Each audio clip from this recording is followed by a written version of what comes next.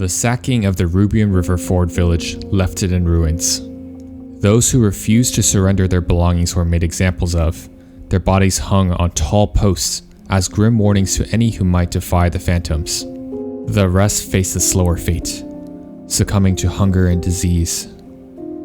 This village was but one of many, another asset harvested in the Phantom King's desperate bid for survival. Despite the king's mastery of dark magics, even he relied on mortal sustenance. Jarrod, a rising paladin of the Great Order, saw opportunity in the Phantom King's plight.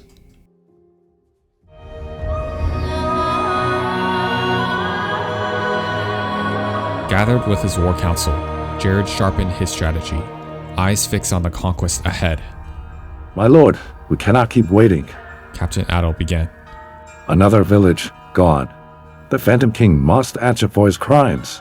Give the order, our men are ready. And you think rushing in with this rabble of mercenaries will work? They're undisciplined. They'll break at the first sign of trouble. Adel shook his head. We'll simply level the city from a distance. The footmen we've gathered need only stall the enemy should they attack our position. Leveling the city will make it impossible to occupy. We'll be exposed to counterattacks, and the people won't quietly submit under such an occupation. The Emperor only demands the destruction of the city. We'll be rewarded regardless. Jarrod looked up from the battle map. The room fell silent. The council members turned towards him, awaiting his command. The people will suffer, yes, but we cannot afford to hesitate now. The Phantom King is at his weakest. Liberation comes at a price. We will defer this issue until after we take the city.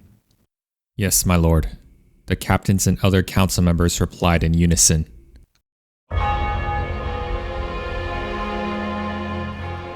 Our primary threat lies in the Phantom Lord's flame spires.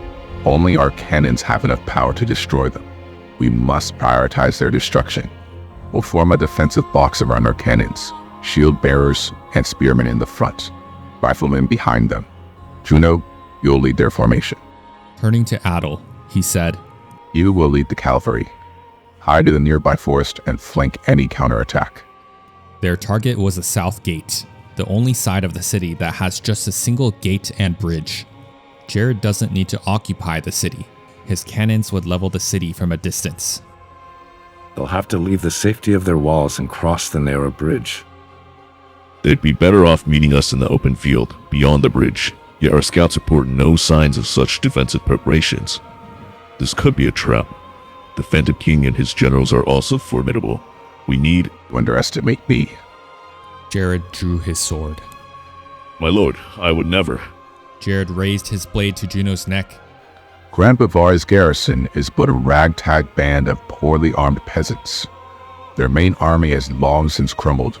On the open field, they're no match for us. Jarrod spoke with a soothing voice and calming smile, his greatsword gleaming with power. Trust me as you always have. I will put these creatures, the Phantom King and his generals, to the sword. His generals gazed with admiration, surrendering to his majesty. They knew Jarrod's confidence was not unfounded. He was known for his prodigious talent as a rising paladin. Despite his innate talent for magic, he prefers to fight up close and personal, cutting down enemies with his massive greatsword. Within the Great Order, there was no better duelist. As the War Council deliberated, a messenger returned. But what arrived was not a man, but rather a grotesque mix of steel, ash, and charred flesh, still smoldering on the back of a horse. The Phantom King had sent his message loud and clear. Although the council expected no surrender, none imagined this response. Jarrod, eyes narrowing in rage, needed no further convincing.